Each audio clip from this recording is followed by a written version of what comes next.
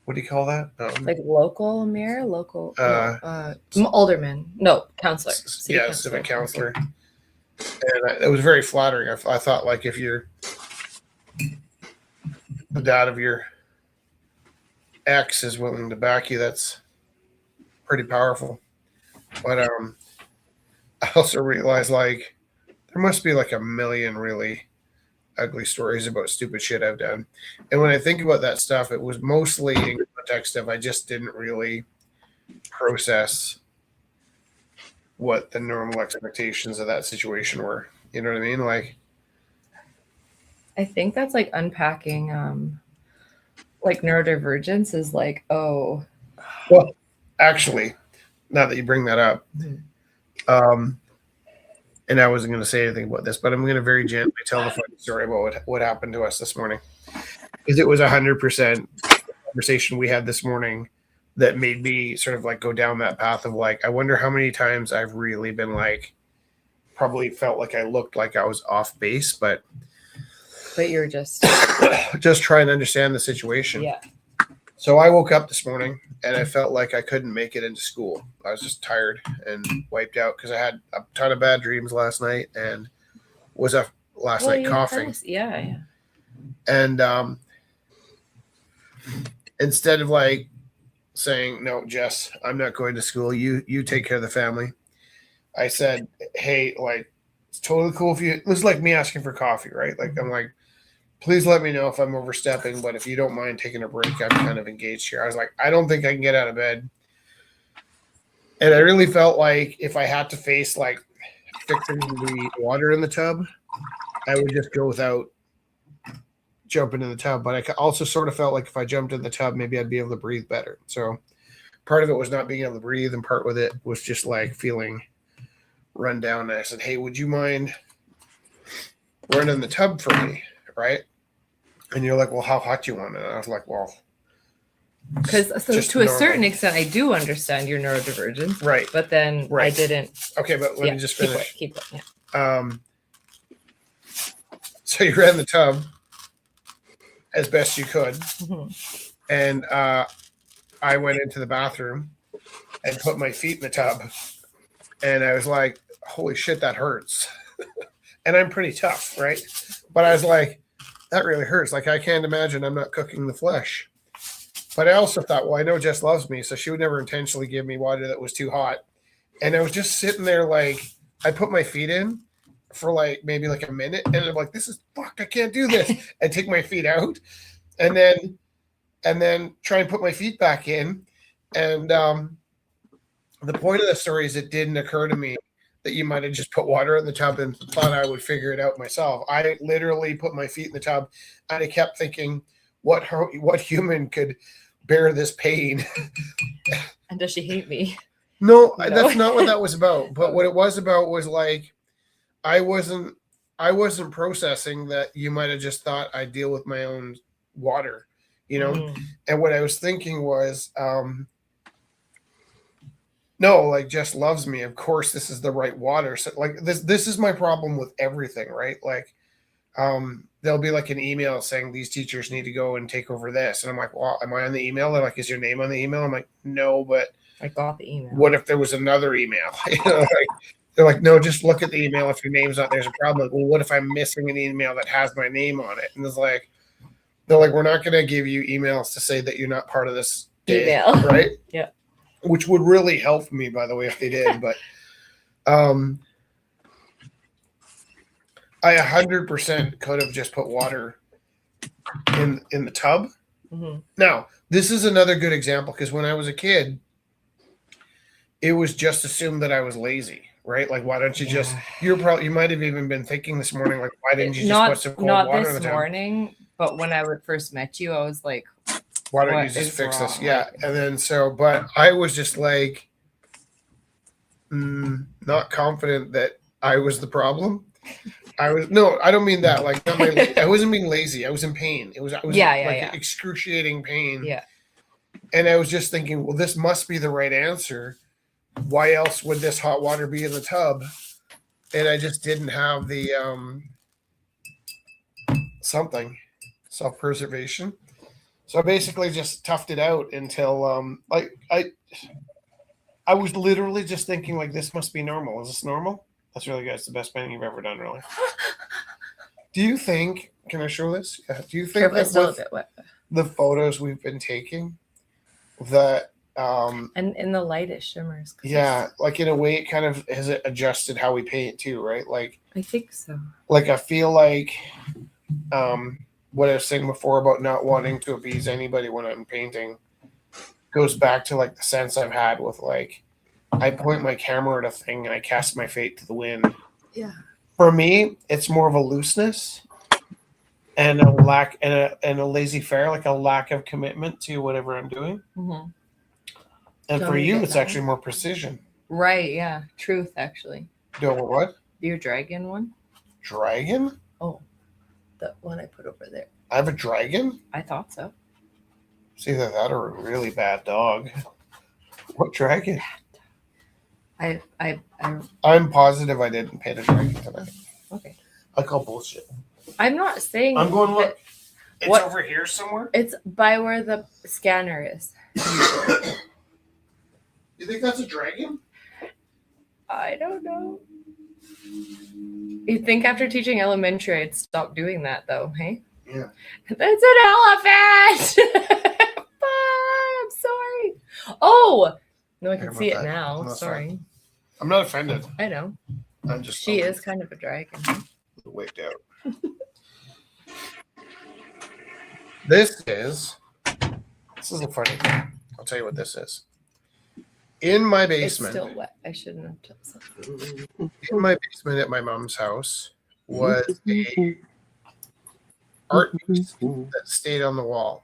And my dad stuck stamps on it. He stuck a stamp collection on it in the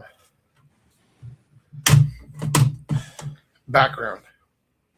Or a student had a stamp collection and used their stamps in a high school art project. But it was a high school art project for my mom's first year teaching. One of the students made it, and it was a Donovan cover. And so, like, throughout the years, you know, like those pieces of artwork that were just always in your house, like my Georges Braque. Yeah. My Georges Braque, I always thought was a bug. And then I saw it in art class. My art teacher put Georges Braque up on the wall on a slide to show us like cubism. And I was like, actually, two stories here. One, the first story is I put my hand up and I said, "Oh, I have that at my house." My teacher's like, "No, you don't." I said, "No, I do. I have that in my house." She's like, "No, you don't." We didn't have the cell phones back then. So I kept insisting that we had a Georges Braque lithograph print. And my teacher kept telling me, "I don't know what I'm talking about because that's Georges Braque." And that's actually why that is on the wall there, is because that became a very important painting to my process of understanding the world around me, is that that Georges Braque was my mom's Georges Braque, and it was, I didn't know it was important growing up, but I also thought it was a bug. Did you see the bug? Yeah, the smile? I can, Yeah. With the smile. So the layers that unfolded with this piece was, at first, I thought it was something my mom did because it was something she cherished, but it was just a painting that was gifted to her in her first year teaching from St. Augustine. What? Oh, this painting. Yeah, and then later on, I also realized it was a Donovan cover. So the original piece, it was just a kid doing an album cover. That's sweet. Yeah. No, that's not exactly what this is, but kind of what it is. What it isn't is dragon.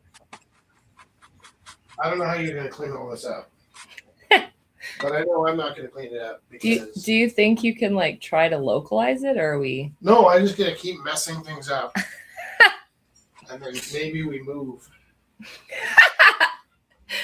Next Wednesday, we're broadcasting from like Transylvania.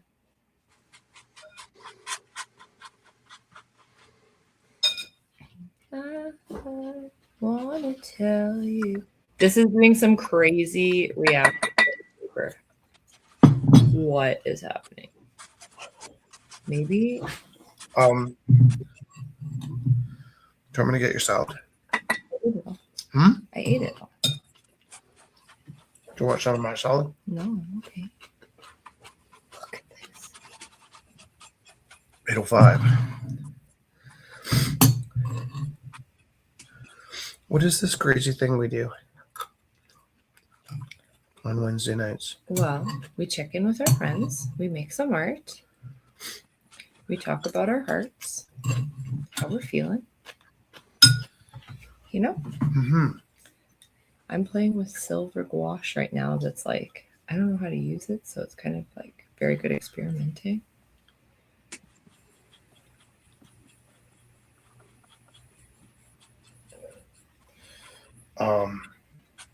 That looks yummy. What is that? Everything. It's kind of like a Greek salad, but with just the stuff that we had in the fridge. No, your salads are never the same twice. They're never the same. It's You like give them names. What did you call this? Chicken salad? chicken Greek salad. You didn't say Greek. You Oh, said, looks good. Thank you. It was very tasty. I ate mine so fast. That's why I don't have mine left. I ate it all up. I have to I love salad so much. I have to consciously tell myself, go slow, take a bite, stop. I ate half a bag of lettuce the other day. Right? Like when it I gets did. warm out, it's just so nice to eat lettuce. Yeah, lettuce with vanilla pear dressing. Whoa, that sounds delightful. Yeah. mm. Just a few minutes ago, I was eating fudge, though.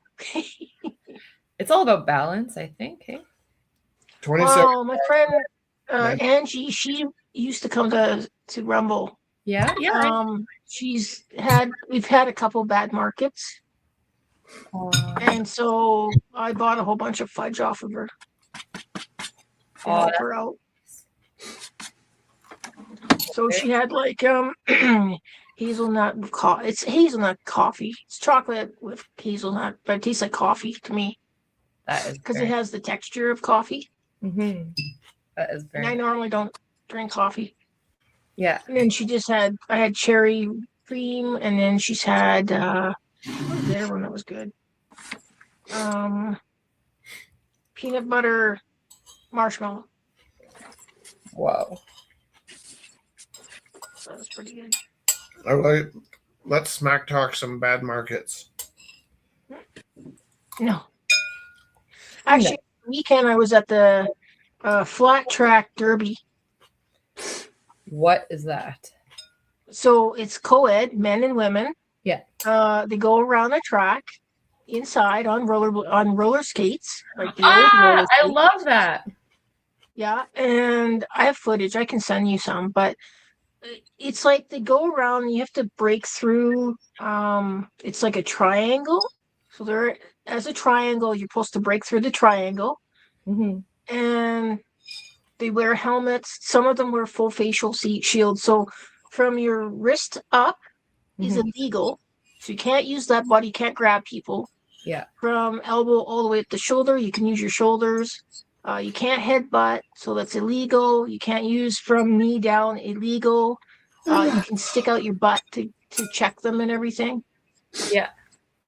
So it's the only way. So what is it you kind of like you're supposed to stop them, and so they have a jammer. So the jammer has a star on their helmet, and they're supposed to go through. The first time they go around, there's no points. The second time they go around, there's points. And the points go fast. Is it called flat top derby? Is it what? What did you call it? Flat top derby? It's called flat track derby. Flat track. Yeah. That sounds pretty really a physical thing. There's guys doing it. Well, it's like roller derby with another name, from what you're saying. Yeah, it's flat track. They've been going for 13 years. Yeah. A bunch of people come from the States here. So they had people from Washington. They had people from BC, Winnipeg, Ontario. They had a couple teams from Ontario. It's the first time I ever watched it. It's really interesting. Like, you can sit and watch, and then at the end of the games, you as a spectator, you get up and you stand up, and they come and they high five you. And if someone gets hurt, they all take a knee and they face the wall out of respect for the person that got hurt.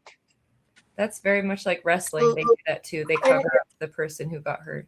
Well, that's definitely like The roller cool thing derby. the cool thing about it is when they get if they get hurt badly, or if they get hurt, or someone does a really good hit on someone, they give each other high fives. Cute. So it's like a totally, there's no fighting in the thing. There hasn't, I didn't see any fighting. There was the only one that was really bad on Saturday. A girl got hit. She wasn't ready for the hit, and she fell backwards and hit her head on the concrete. Oh. And they had to take her through an ambulance because she had a concussion. Do they have their helmets on like roller derby? All the time, yeah. Oh, Helmets, wrist guards, elbow pads, knee pads, and then their rollerblades. And their rollerblades, they have different rollerblades for stickiness of the road and stuff, or on the concrete. So they've got different kinds of roller skates for it. Yeah. It's quite interesting. And they also have nicknames. So they had Murder Muffin, they had Beard Muffin, they had Venom, they had Tinkerbell. The guys even would wear little skirts, which is hilarious. Cute. Yeah, it does sound like roller derby, but if it's flat track, it wasn't on that like angled velodrome. Yeah. No, that's totally different. It's also more dangerous, and they get more injuries that way. Totally. So that sounds really cool, Kelly. That's awesome. Yeah. That's cool. Oh, silver. Oh yeah, go ahead. No, you can do it. I was experimenting. What kind of it looks with your indigo? I think you have to dilute it more. Look, it was like I'm just still experimenting with because I didn't add any water in there. So it's just the marabou and the thing. So maybe we should add some water. Should I go get some? Here, I have clean water. No? Is this real silver? Okay, guys, I'm going to run. Nice seeing you, Theo. So nice seeing you. Have a great week. Yeah, Ciao, you ciao. too. Take care. Bye, Theo. Oh, nickel. It contains nickel.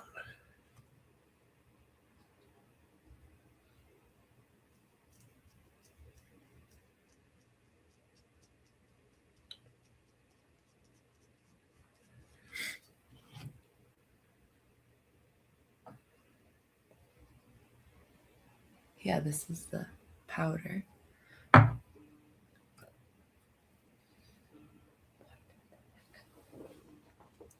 That might be my phone. I'm a little worried I'm ignoring Galen. Because Galen sent me something and I don't know what he was sending me. Oh.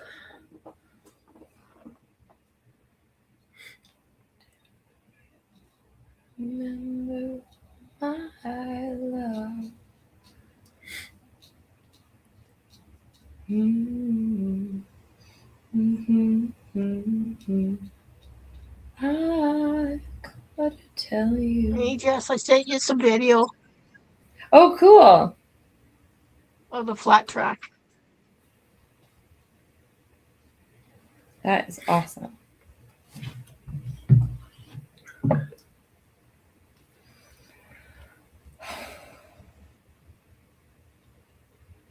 Oh, fun. Yeah, it's just like in a hockey rink. Where does one do this? Like Max Bell? Something like that? Yeah, where was this, Kelly?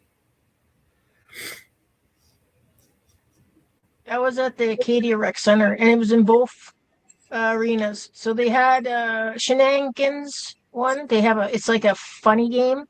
So they have all these rules where they'll have like a person not on roller skates, so they have to run around the track. That's the Shenanigans game. Where they actually put floaties on and they bump each other with the floaties.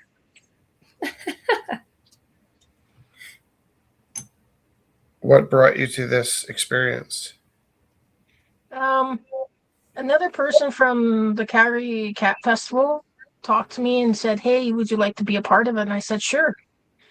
And then the week before, I was a part of Maker Fair, and that was with. Sorry, can I interrupt you for a second? Yep. Was Mika had a table there and selling artwork, or was Mika doing roller derby? I was at the roller derby with a table selling art. Did you say Mika was there? Oh no, no, I was at Maker Fair previous weekend. Oh, Mika was there. Maker Fair. I don't think Maker Fair. I don't Oh. think Mika was there. Okay, can I tell you? I have to hear this whole story again because I spent the whole time worried that Mika was going to get her head smashed in doing Derby. flat track derby. No. So it was just technically at the derby. It was me and Angie. So Angie sells fudge and art. Yeah. And I sell my bears and paintings and resin art. Right. But we were we were off to the sidelines so we could watch the derby going. Right. Very cute.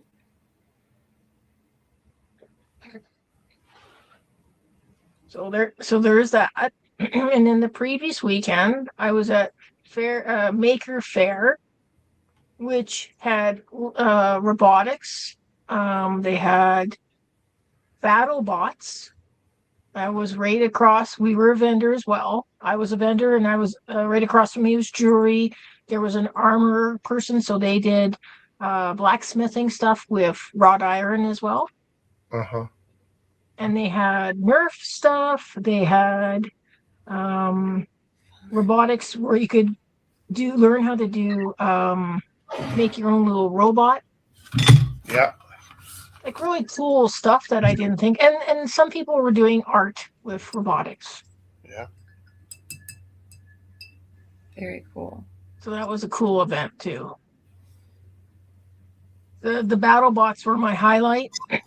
Seeing them most of them were 3D printed. A lot of them were made out of aluminum. And they have them they made a tiny little arena, so they battle each other, which is kind of cool. It was exciting. You hear you could see sparks flying. They go flying. Very cute. So it was quite neat. Very cool. So in 2 weeks from now, I go to Punk Rock Flea Market. Which one? Punk Rock Flea Market. Oh, cool. Where's that one being held? Thorncliffe. Cool. Yeah. Is it a market for punk rockers or is it a market for punk rock fleas? It's a market for punk rock people. Right.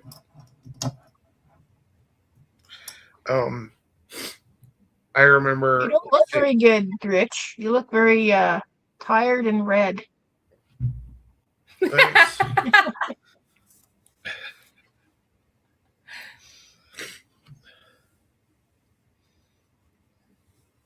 So you got a cold, I'm assuming. It might be allergies. I haven't decided. Oh.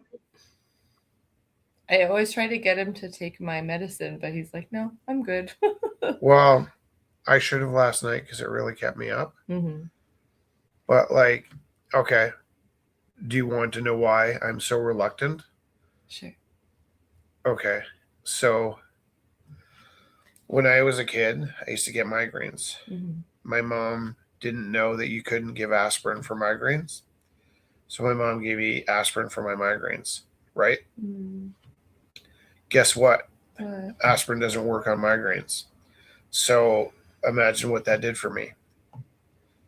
Just taught you that it doesn't work. It created a system of belief where my brain doesn't think aspirin helps me. Yeah. So it doesn't matter what pain I have now, aspirin would help me. Now, how I know that this is true is if you tell me and you've noticed, I purposely don't pay attention to what you're giving me. Yeah. And you ask me every time, do you want aspirin or Tylenol? And I totally blow you off. Yeah. And I'm I don't want to be part of that conversation because if you tell me it's aspirin, the pain won't go away. Right. And okay, that I understand. It's like reverse placebo effect that I don't believe in aspirin, so it can't help me. And what I'm trying to do is keep a guard around you want it to work. Right. So if I was sick and you gave me what do you call it? Tylenol? No. cold, sleepy No. pill? Uh, Aspirin? no. I only have Reactin? nighttime. Yeah, Reactin. Oh. If you gave me Reactin, Mhm. but I had a cold, and then my sniffles didn't go away, I'd be like, Reactin's bullshit, man. And then if I did have like an allergy, it wouldn't help me. And now I know this sounds like pretty paranoid, but I'm just telling you what it's like being stuck inside my head for a while. I did want to know because I am curious. Like sometimes I think, oh, you just want to be feeling it because you say, I just. Really It's true that is true. But when I went to bed, I was really enjoying being sick. Oh. 3 a.m, I couldn't breathe. Right. Woke up and I was like, I'm too cold to run a tub. And then I burnt your skin. It wasn't your fault. It was just a miscommunication. Will you accept my night? It sounds like me 2 weeks ago. Not this Monday. I think it was last Monday. I got really sick. I don't know what it was from. Might be a side effect of my nasal thing, but I started being nauseous. Oh no. And I got nauseous and I got really hot. Oy. And that's where I injured my shoulder. Because I had my shoulder up on the top of the side of the tub. Oh man. Scott says, I think Rich looks great. Don't let the cold get you down. I think that's what it says. Do you hear that, Kelly? Scott thinks I look great.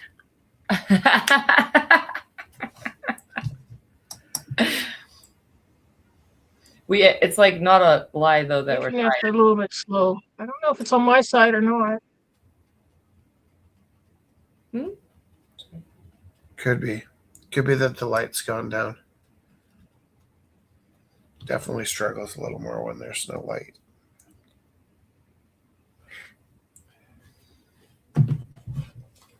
There we go. It's back to normal. But yeah, no, I got really sick and I injured my shoulder from laying on the side of the tub.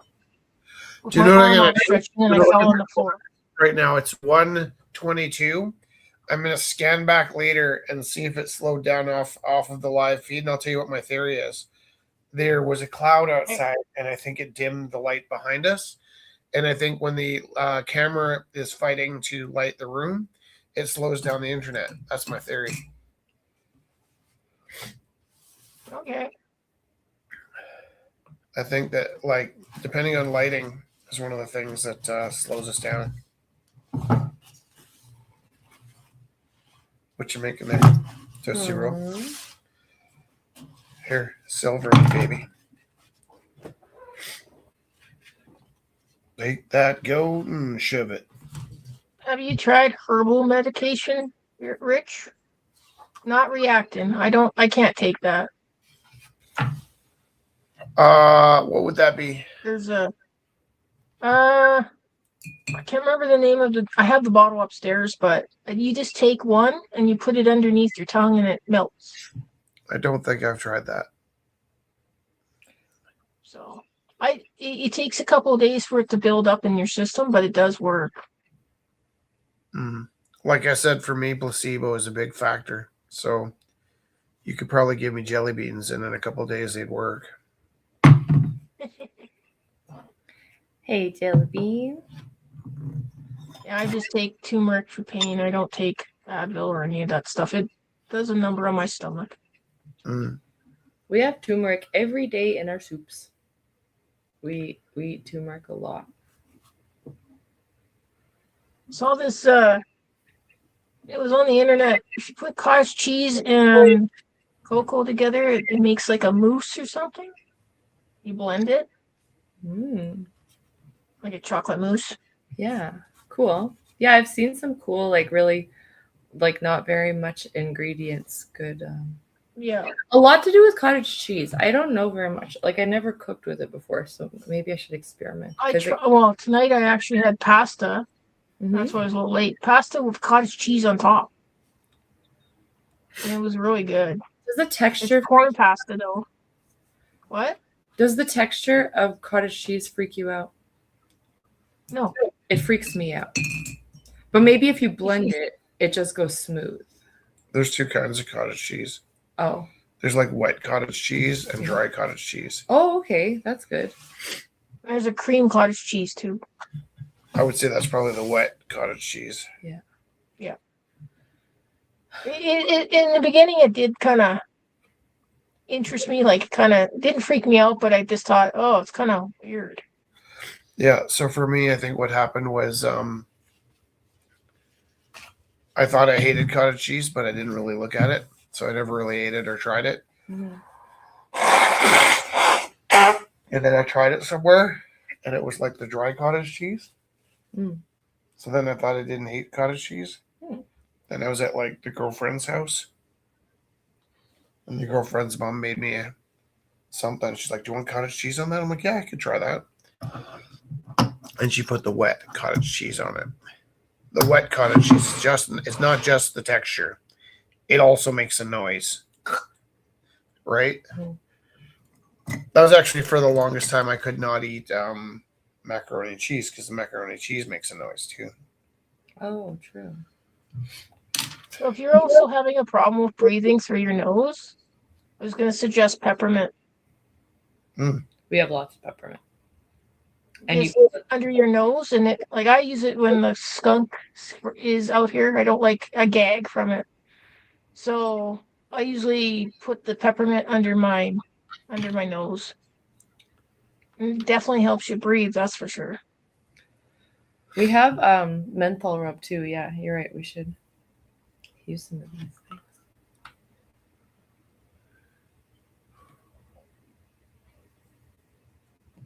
I have so many tabs open on my phone. Maybe that's why it's slow. I'm a crazy person that doesn't know how to close the tabs. I've done 3 popcorns now with resin. How is that Put working? the resin on top. Do you like it? Yeah, it's cool. Like I'll bring the ones that I just did.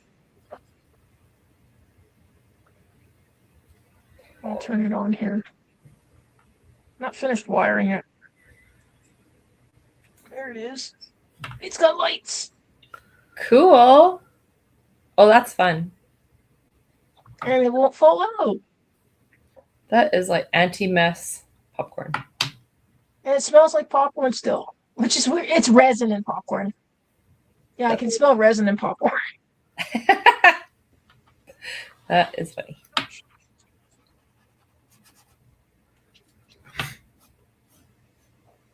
But yeah, I like making stuff that, like, I'm just trying to make stuff that's kind of different. That is awesome. I have a lady, she's a repeat customer. She's in, I think she moved to Texas now. She's in Texas. And so I got to figure out how to ship 2 bears, tiny ones. So I said I would get back to her later to find out how much it's going to cost in the tariffs. It is getting a little weirder. You have to do a lot more paperwork. Yeah. There's a thing called CUSMA or something that you can fill out, and you can, I'm not sure how it works, but one of the people that I talked to, he makes neck bracelets, and he was telling me about it, so I got to find out about that. He made this bracelet. I can put it up. Oh, cool. So it's chainmail and rubber. Oh, yeah. It's really quite cool.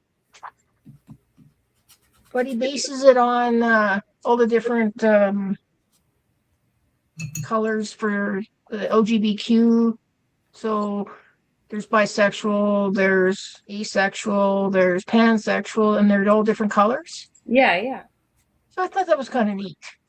That is really nice. I asked for straight, but he didn't have any. I just bought it because I like the colors.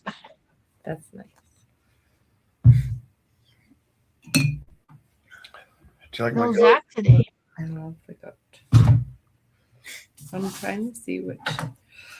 I'm afraid to put silver on your painting. On my painting, it's less stressful. Well, that's good. That's a good energy. Fear is good at art, I think. Well, take care of yourself, Rich. Make sure you get lots of fluids. Thank you. Yeah. Do you have red? Yes.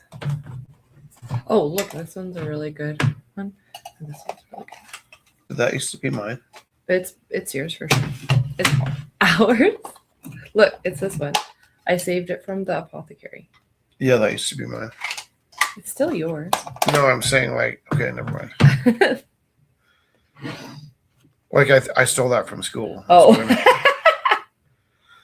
I don't always steal from school, but when I do, that's what it looks like.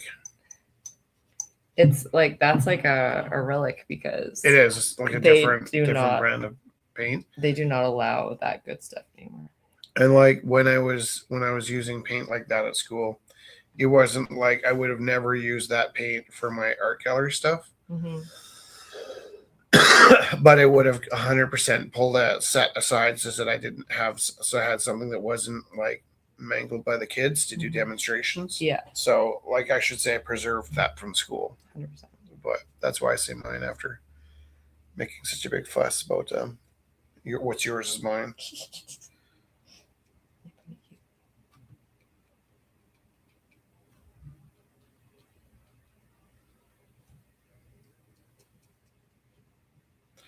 So I used the AI today. I was in class and the kids were done making art. We have a nice long block, so the kids get bored early. And then I looked around, I was like, okay, they're disengaged. So I say, okay, if you're done working right now, please use a little extra time and tidy up, because really my high school science class has been cleaning up after my The art grade class. 9 art class. lately. Yeah. And they just stand at the front door with their backpacks on, pouting. And I'm just like, So okay, true. if you're standing by the door holding your backpack, I speak to their friends. I go, okay, look around the room. If you see anybody standing by the front door with their backpack, these are not your people for the zombie apocalypse. These are the people that will eat your food Yeah. and not contribute. I love that. Not contribute. And then they really like huff and haw, like they're so insulted sometimes Yeah. that you would ask them to clean up after themselves. Themselves. Yeah. And what really sets me off is if I have a kid that didn't do any work that feels like they're exempt from cleaning Yeah. because they didn't do anything.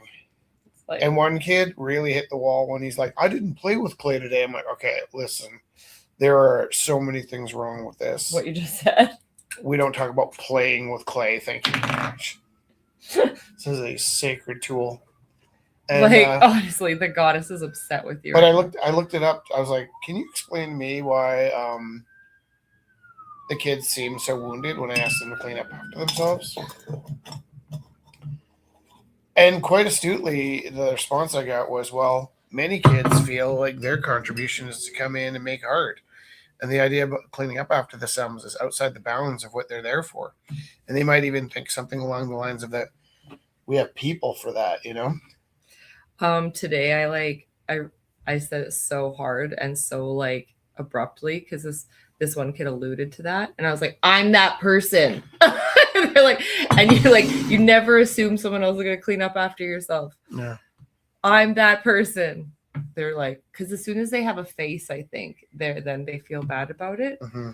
But it's like, because they just, like you said, even if it's like they know the caretaker or something, they don't put a face to it. Right. Like they like the caretaker. Actually, I use that leverage all the time. Like, you know, this isn't Mr. Fry's job. Yeah, I do too. I also, here's one. I don't know if there's actually a number of things that I assume you know about my classroom, but you're not in my classroom. So how would you know? You might have told me. But one of my techniques is I'll say to the kids, okay, put your hands up if you've ever put gum under my desks. Ooh. And nobody puts their hands up. Yeah. And I'm like, okay, so I've been teaching for 23 years. And in 23 years, 0% of the people in my room are willing to admit that they put gum under my desks. I'm like, if 0% of people in 23 years would put gum under my desks, then you can account for there being 0 pieces of gum under the desk. Yeah. I go, now, before you look under the desk, keep in mind Mr. Fry gets under that desk with a scraper at Easter time. And either Christmas or Easter, if there's gum under the desks, that's there from like the last month or so, right? And they look under the desk like, Mr. Cheever, there's a ton of gum under there. So, all right, so it's hard for them to like piece together that nobody admits to doing it, but it's always there, right? Do you think it's kind of like that bullying question? Like everyone's been Yeah, it's bullied? always 100% somebody else's problem. Yeah. But I can't remember the context of that, but there was a second part to that story.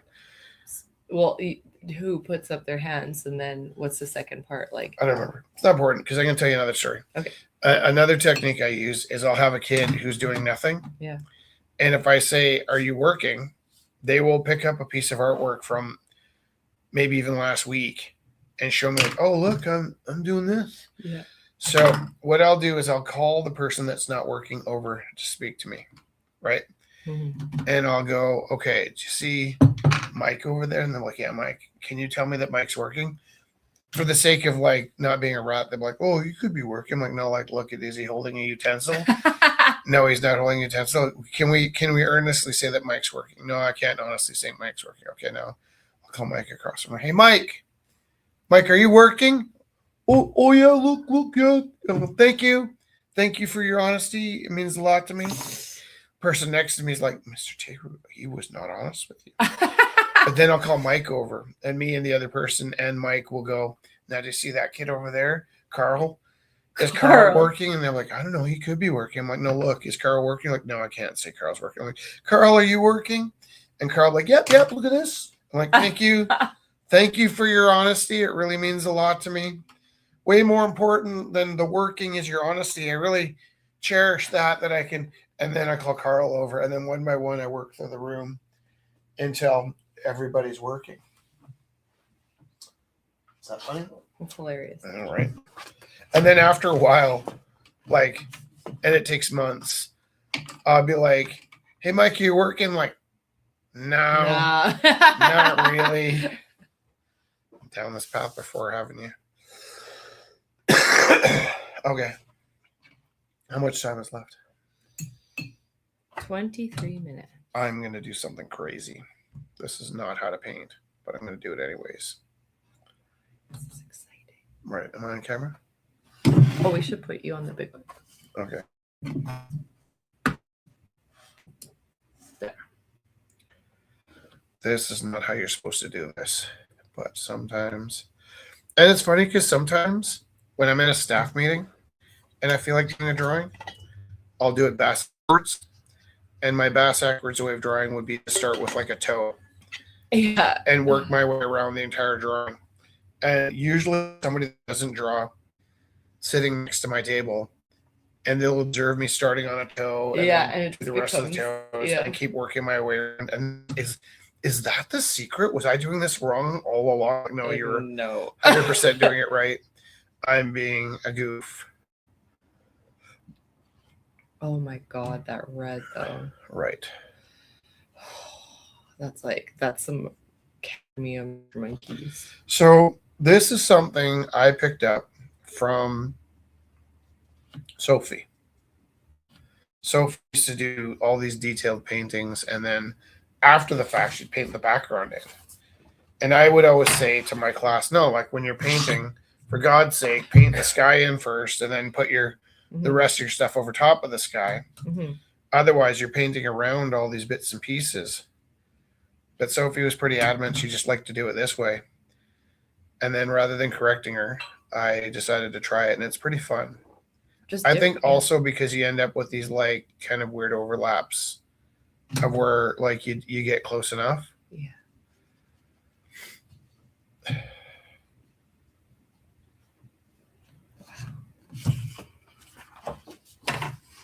Rich, that's so beautiful. In it. Okay.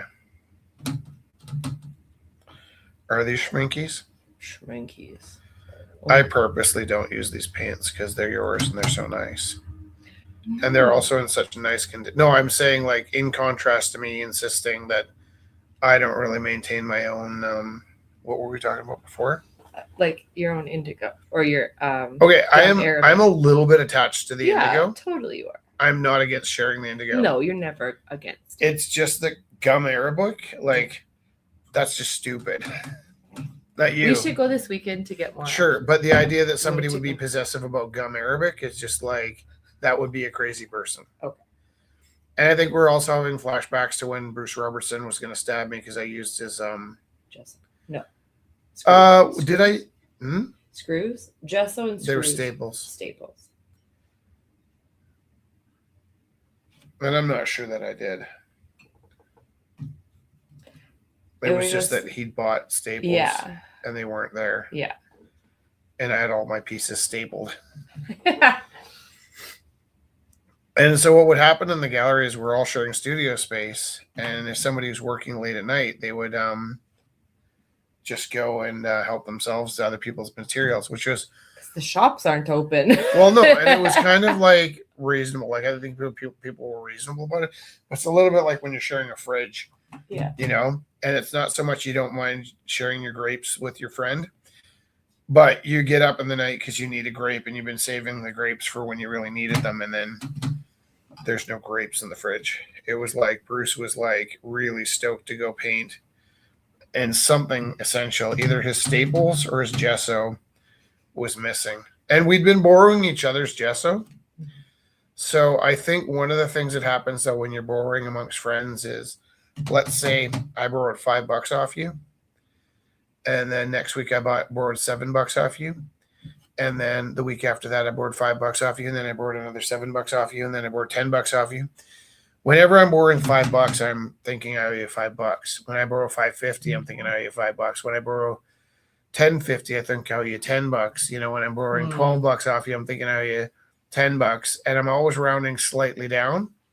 Meanwhile, the person in the lending situation is thinking that they lent you over $5 3 or 4 times, you know, because they gave you $10 and got change, right? So, like, if you've ever had an experience where you're like borrowing money off a friend, if you owed them sincerely like $500, you would probably think you owed them $350. Oh, I understand. Yeah, 100%. It builds up. It's out of control. Can I show you that? Now I understand what Galen was talking about. What was he talking about the video. Yeah. Look, when you look at this, it looks like you're working on that painting. It's like those two are together. They're not separate blocks. So it looks like you were painting Theo's painting. Your hand is there. Do you see it? Can I tell you something? Yeah. I am way too focused on other stuff right now. That's not interesting to me at all. Sorry. Okay. I can pretend I know what you're talking about, but I'm not even trying. And then if you called me on it, I couldn't back it up because I'm like, I'm trying to get around all these little dots. But thank you for checking that. Mm-hmm. I also thought like sometimes like it could be like Galen's letting me know my underwear's undone or something, like fly is sticking out.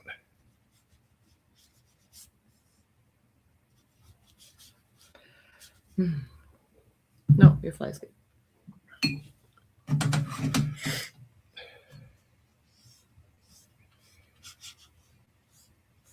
I was also today in the washroom in the staff room, imagining that if I had a stroke while I was putting my pants on, like would I have the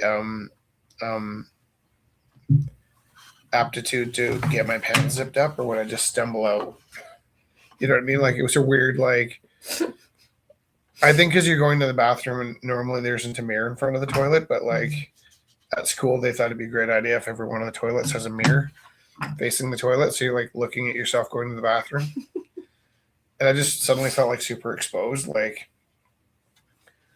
you know, just picturing myself stumbling out of the bathroom with my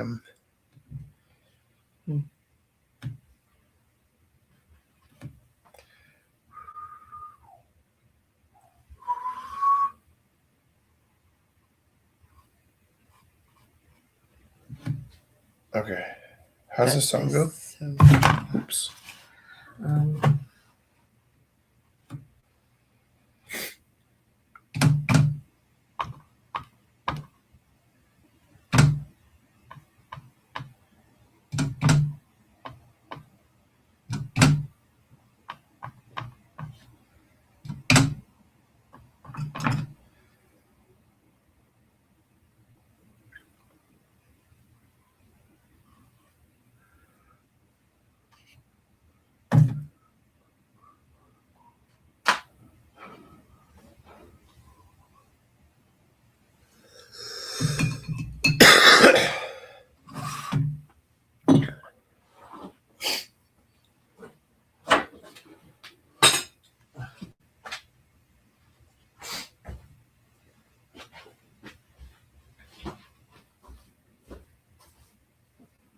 Long Black Veil? Yeah. Can you remember the melody? Years ago, on a cold, dark night, there was someone killed 'neath the town hall light. There were few at the scene, but they all agreed that the slayer who ran looked a lot like me. The judge said, "Son, what is your alibi? If you were somewhere else, then you won't have to die." I spoke not a word, though it meant my life, for I'd been in the arms of my best friend's wife. She walks these hills in a long black veil. She sits by my grave when the night winds wail. Nobody knows, nobody sees, nobody knows but me. The scaffold is high and eternity nears. She stood in the crowd and shed not a tear. But sometimes at night when the cold wind mourns in a long black veil, she cries o'er my bones. She walks these hills in a long black veil. She visits my grave when the night winds wail. Nobody knows, nobody sees, nobody knows but me.